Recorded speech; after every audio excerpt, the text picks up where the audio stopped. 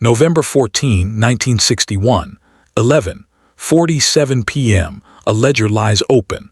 A phantom line added, and Bumpy Johnson waits in a quiet office as Harlem holds its breath. The ledger lay open on the metal desk like it had been left mid-breath. Not slammed, not hidden, just open, paper flat, spine relaxed, ink settled. Bumpy Johnson stood without touching it. The office was small and clean in the way places become when mistakes are supposed to look organized. Filing cabinets flush to the wall. A desk lamp angled too carefully. A window facing Lenox Avenue that showed only reflection at night. Elias Green sat across from him, hands folded, elbows hovering. He had not been told to sit. He had sat because standing felt dishonest. The ledger belonged to him. That mattered. Bumpy let the room keep its shape. No packing, no clearing of the throat. He read without reading, eyes passing over columns as if numbers could feel watched. Outside, two men stood near the doorway downstairs. Not guards, not threats, just presence. One smoked, one didn't. Their stillness pressed lightly against the building, enough to be noticed, not enough to be explained. That was the risk, not danger, awareness. Elias shifted once. The chair made a sound. He stopped moving after that. Bumpy finally placed a finger on the page, not tapping, resting. A line near the bottom sat darker than the rest. Same handwriting, different weight, added later. The ink hadn't learned the rhythm of the book yet. "Coffee still warm," Elias said. Bumpy didn't look up. He turned the page slowly, then back again, as if confirming the book agreed with itself. The ledger was the kind that closed every morning without argument. That was Elias' reputation. Clean books, no noise, no favors. Tonight there was noise. It just hadn't spoken yet. Bumpy closed the ledger halfway, not enough to hide anything, just enough to change the air. "The night clerk didn't log the receipt," Elias said, quickly, then quieter. "I corrected it." Bumpy's voice was calm, level, almost bored. "You corrected what wasn't broken." Silence filled the sentence like a period. The desk lamp hummed. Outside, the smoker exhaled. Elias nodded once, a reflex. He had spent years nodding at numbers, not men. The ledger stayed half-closed, waiting. Bumpy didn't accuse. He didn't ask who. He didn't ask why. Those were loud questions. Loud questions invite answers that argue. He asked the only one that didn't. "When do the books close?" Elias swallowed. "Morning," he said, "before sunrise." That was the deadline, not urgent, not announced. It simply existed. Bumpy stood there, letting the ledger hold its place in the room. An object didn't need permission to be heavy. He turned toward the window just enough to show Elias his reflection over Bumpy's shoulder. Two men in the glass, one smoking, one not. "Fixing things late," Bumpy said, still not facing him, "has a way of becoming permanent." Elias nodded again, slower this time. Bumpy reached out and closed the ledger fully. The sound was soft, final without being finished. "Leave it open," he said. It wasn't a command. It didn't need to be. Elias slid the ledger back, spine straightened, pages exposed. The darker line sat there, patient. Bumpy moved toward the door. "One last thing," spoken without turning. "Books remember." He stepped out into the hallway. Footsteps receded. The men downstairs didn't move. Elias was alone with the ledger, and the morning that would arrive whether he was ready or not. If the line stayed, what would close with it? Elias did not move for a long moment. The ledger stayed where it was, open to the page that refused to blend in. The darker line seemed to breathe now that it had been noticed. Ink always behaved differently once it was seen. He reached for a pencil, then stopped. Pencils implied uncertainty. This was not that kind of night. Outside, a car passed. Tires whispered against damp pavement. Harlem carried on without consulting the office. Elias turned the page carefully, then back again. He wanted to be sure the line hadn't changed while he wasn't looking. It hadn't. Numbers rarely move on their own. They wait for hands. He stood, walked to the filing cabinet, opened it, and stared inside without touching anything. The cabinet smelled of paper and dust and old discipline. This was where truth went when it wanted to stay quiet. The ledger didn't belong in the cabinet yet.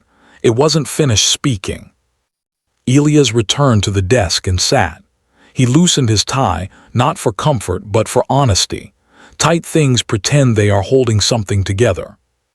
He read the phantom expense again. The amount wasn't large. That was the insult. Big numbers announce themselves. Small ones expect to be forgiven. Someone had assumed he would forgive it. He glanced at the clock. The hands moved without urgency. There would be no countdown. Morning didn't threaten. It arrived. Elias thought about his office the way it looked during the day. Clean, quiet, trusted. People stepped inside and believed things would come out balanced. That belief was worth more than the furniture. He picked up the pen. The ink matched the book this time. Same weight, same rhythm. He drew a clean line through the entry, not scribbled, not erased, corrected. He wrote a note in the margin. Brief, factual, no defense. Explanations age badly. The ledger felt lighter once the page agreed with itself again. Elias closed the book and stood. He walked to the window and looked down. The man with the cigarette was gone. The other leaned against the wall, eyes forward, not watching anything in particular. Presence didn't require supervision. Elias returned to the desk and opened the ledger once more. He checked his work the way he always did. Slowly. Once. Twice. A third time, not because he doubted it, but because habit was how offices survived. Satisfied, he closed the book. This time, the sound meant something. He placed the ledger in his briefcase and snapped it shut. The latch clicked, a small sound, decisive. Elias turned off the desk lamp. Darkness filled the room evenly. No corner hid more than another. That felt right. At the door, he paused and looked back once. The desk looked smaller without the book, ordinary, replaceable. He locked the office and stepped into the hallway. Morning would open the books again. Copies would be made. Questions would form quietly without anyone raising a voice. Bumpy Johnson would not need to return. Elias descended the stairs alone, the briefcase steady at his side. Each step felt measured, like a column settling into place. By sunrise, the ledger would say exactly what it meant. The office would still close on time. But once the numbers spoke in daylight, who would they point to when silence was no longer enough? The office looked different in daylight. Not cleaner, not messier, just exposed. Sunlight flattened the room, stripped it of the shadows that had done so much work the night before. The desk showed its scratches. The filing cabinets lost their authority. Even the chair looked tired. Elias arrived early. He always did now. The ledger sat on the desk, closed, centered, aligned with the blotter as if it had been measured. Copies had been made. Carbon paper lay discarded in the bin, its job finished, its purpose fulfilled without ceremony. At 9 sharp, the door opened. Bumpy Johnson stepped in alone. No coat, no hat, just presence trimmed down to what was necessary. He did not look around. He did not sit. He stood where the light reached him evenly. Elias stood as well, not from fear, from recognition. Bumpy nodded once, that was all. The ledger remained closed between them, like a third party that had already made up its mind. "You brought it," Bumpy said. "Yes," Elias replied. Bumpy didn't ask for it, he waited. Elias placed the ledger on the desk and slid it forward. The movement was careful, almost respectful, not offering, returning. Bumpy rested his palm on the cover, flat, still. He didn't open it yet. Outside, Harlem moved through its morning rituals. Deliveries, footsteps, voices that didn't know they were walking past a finished decision. "This is the last copy," Elias said. Bumpy looked at him for the first time. "Last is a strong word," he said. Elias nodded. He had learned that. Bumpy opened the ledger. Pages turned slowly. No hurry, no suspicion, just confirmation. The darker line was gone. In its place, a clean correction. A note in the margin, short, final. The book now sounded like itself again. Bumpy closed it. "Good," he said. It wasn't praise. It wasn't relief. It was acknowledgement, the way a judge acknowledges a verdict already reached. Elias exhaled, though he didn't realize he had been holding anything. "There will be questions," Elias said. Bumpy adjusted the ledger's position, squared it with the desk. "Questions are fine," he replied. "They end." Elias hesitated. This was the moment he would remember later, the one where he could have stayed quiet and survived just the same. Instead, he spoke. "It wasn't my idea." Bumpy's eyes stayed on the ledger. "I know," he said. The truth surfaced without force. No names spoken, no defenses raised, just an understanding placed gently on the table between them. Elias swallowed. "That doesn't change where it lands," Bumpy continued.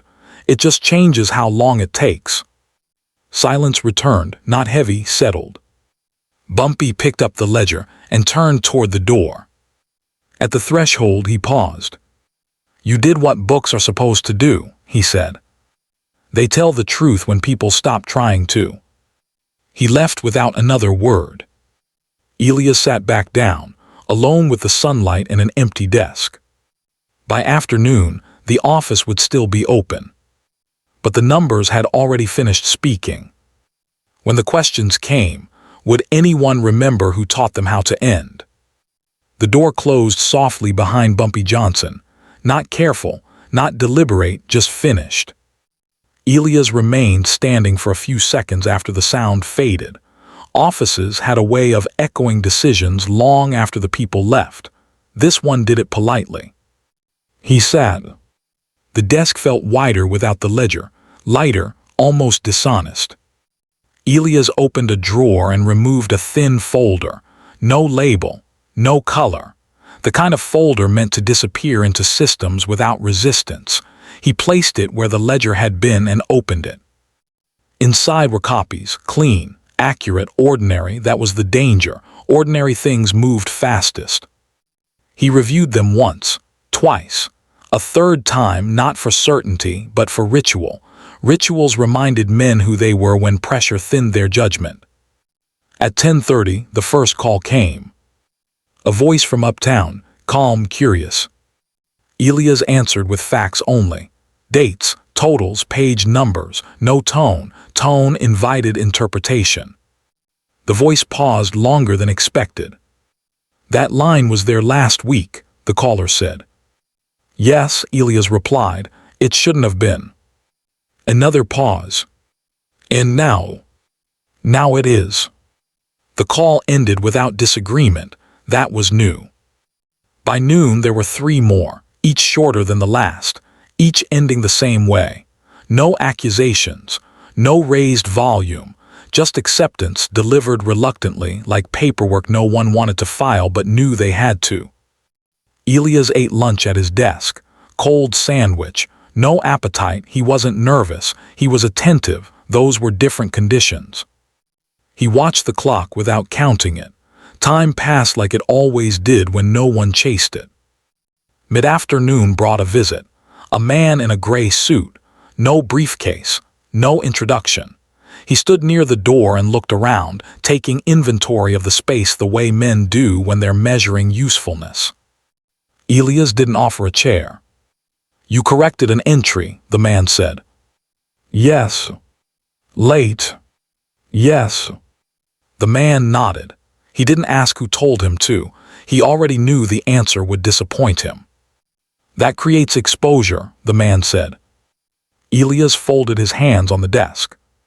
Exposure only matters when something, being hidden. The man studied him longer this time. Then he smiled thinly. "You won't last long doing that." Elias met his eyes. "I wasn't planning to." The smile faded. The man left without shaking hands. When the door closed, Elias felt something settle. Not relief, alignment. By 5, the phone stopped ringing. The office quieted into its usual shape. Safe, predictable, finished. Elias stood, straightened the desk, and locked the filing cabinet. He turned off the lamp even though there was still light. Habits mattered. As he reached for his coat, he paused. He removed the key from his pocket and set it in the drawer instead. The office would open tomorrow. But not for him. As he stepped into the hallway, he didn't look back. Some decisions close more than books. They close paths. And once truth has been allowed to sit in the open, who would choose to return to rooms built to keep it out? The office opened the next morning without Elias. That alone was enough to change the air. The desk remained where it had always been. The chair still faced it. The filing cabinets stood aligned, their labels neat, their drawers obedient. But the habit was gone. The room knew it before anyone said it out loud. A junior clerk unlocked the door. He paused, sensing something missing he could not name. He stepped inside anyway. People always do. By mid-morning, the ledger had moved. Not carried with ceremony, not escorted. It passed through hands the way documents do when they've been declared clean, copied, filed, logged, reduced to reference. Bumpy Johnson did not touch it again. He sat that afternoon in a quiet bar several blocks south, sunlight slipping in sideways, dust floating like it had time to think. A glass rested in front of him, untouched. He listened more than he spoke. A man mentioned the accountant's office. Closed early yesterday, he said. Lights were off before dinner. Bumpy nodded once. Nothing else was said. Power didn't need follow-up. It moved on. Elsewhere, Elias walked through Harlem with no briefcase, no destination, just distance. He passed his own building and didn't look up. That was the hardest part, leaving without checking what stayed behind. He stopped at a cafe he'd never entered before, sat near the window, watched people carry things that mattered only to them. The ledger was no longer his concern. That was the consequence. Once truth left your hands, it didn't belong to you again. In the office, the junior clerk found the drawer with the spare key. He hesitated before opening it. Inside, the key lay exactly where Elias had placed it. No note, no instruction. Just an absence that felt deliberate. The clerk closed the drawer. He understood enough to stop asking questions. That evening, the office closed on time. The lights went dark evenly. No one stayed late to fix anything. Across the city, conversations adjusted, accounts aligned. Small favors lost their hiding places. No names were spoken. Bumpy finished his drink and stood. He left a bill on the bar, more than necessary, less than generous, balanced. The ledger sat somewhere official now, stamped and quiet. And with it settled, something else shifted. If an office could close without noise, what else could disappear the same way once judgment had already passed? By the second day, the absence had a shape. People learned where not to step. Calls that once went to Elias rerouted themselves, not officially, just naturally. Numbers found new homes, questions shortened. The city adjusted the way it always did when a door stopped opening. The junior clerk worked quietly. He followed procedures without embellishment. When he found inconsistencies, he flagged them and moved on. No corrections after hours. No private fixes. The ledger had taught the room how to behave. A supervisor stopped by midweek. He stood longer than necessary, reading nothing in particular. "Green coming back?" he asked. The clerk shook his head. "No notice." "No." The supervisor nodded. He did not press.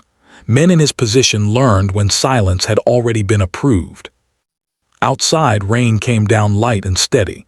It washed nothing away. It just confirmed the season. Elias spent his days walking. He learned which streets he preferred without purpose. He learned how long a cup of coffee could last when you didn't have to return anywhere. He did not feel chased. He felt released. That was unfamiliar. At night, he slept without setting an alarm. That alone told him the decision had been final. Bumpy Johnson heard small updates without asking. A closed office, clean books, no fallout. The kind of outcome that didn't attract attention because nothing exploded. That was the point. He passed the building once in the evening, riding in the back seat, window cracked. The lights were on, different faces inside. The work continued. He looked away before the car stopped. What mattered had already happened. By Friday, the ledger's copies had reached the places that kept records forever. No margin notes, no fingerprints, just truth filed like it belonged. The junior clerk locked up early. He turned the sign to closed and hesitated, hands still on the glass. It felt heavier than before. He stepped away. Across town, Elias folded his coat and placed it on a chair he did not own. He left it there, another habit discarded. Bumpy stood on a quiet corner later that night, watching traffic thin. Harlem settled into itself, as it always did. Judgment had finished its work without needing applause. When an office closes the right way, it teaches the rest of the city how to stay open. And once absence becomes instruction, who would dare reopen a door that silence itself has already sealed? The office settled into routine without ceremony. New hands learned old rules quickly. Desks were wiped at the end of the day. Drawers closed fully. Nothing stayed unfinished after dark. The building didn't need reminders. It remembered what had happened there. The ledger remained elsewhere now, not lost, not hidden, filed, stamped, reduced to reference the way powerful things often are once they've done their work. Its weight lingered in absence, shaping behavior without being present. Elias did not return. He took a temporary room on the west side, furnished lightly, nothing that implied permanence. A bed, a chair, a table that never held more than a cup. He woke without urgency. Mornings arrived gently when they weren't chased. He counted less now, not because he couldn't, because he didn't need to. Each afternoon he walked the same route, not out of habit but out of respect for the day. He learned where the sun paused on certain corners, which streets stayed quiet longest, how long it took before no one expected anything from him. That was the consequence, not loss, distance. Bumpy Johnson heard the city absorb it all without friction. No one complained loudly. No one asked the wrong questions. That told him enough. He sat one evening in a back booth, jacket folded beside him. Someone mentioned the accountant again, casually, as if testing whether the name still carried weight. Closed his office, the man said, just walked away. Bumpy stirred his drink once. Some doors, he said, close themselves. The man nodded, unsure why he felt corrected. Bumpy didn't explain. Explanations invite revision. Later, walking alone, he passed the building again. The windows reflected streetlight cleanly now. No shadows lingering. No figures staying late to adjust anything quietly. He didn't slow down. Across the city, Elias adopted a new habit. Every evening he wrote a single line in a small notebook. Not numbers, observations. What the day had offered without asking for return. One line, then the book closed. The ledger had taught him that endings didn't need witnesses. They needed agreement. And once a life aligns itself with that truth, what would it take to convince it to reopen accounts already settled? The city moved on the way cities do, when nothing is officially wrong. Stores opened, offices unlocked. Men carried papers that mattered only until they didn't. Harlem kept its rhythm, steady enough to hide the moments that had already decided its shape. The accountant's office became ordinary. That was the final proof. Windows cleaned, furniture rearranged, a different name on the door. No one asked what had been there before. That was how permanence worked here. Elias stopped writing in his notebook. Not because he forgot, because the habit had finished its work. He no longer needed to account for days that asked nothing of him.